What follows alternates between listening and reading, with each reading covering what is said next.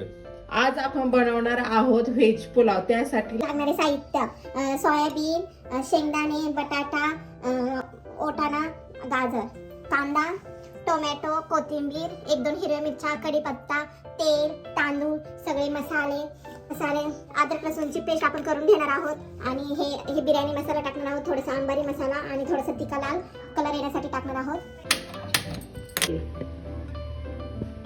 जिरा, कढीपत्ता, हिरवी मिरची, कांदा, मीठ,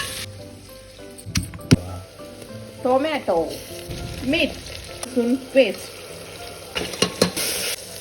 सोयाबीन, शेंगदाणे, बटाटा, ओटाणा, गाजर, शाही किचन किंग, तिखा लाल, हळद, धना पूड, घाटी मसाला घरगुती, लाल मिरची पावडर घरगुती, मीठ, कोथिंबीर.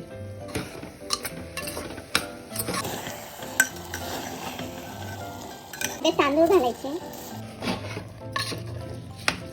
गरम पाणी टाकूया. आता उकळलेली आलेली आहे. 15 मिनिटे झाकण लावून शिजवूया.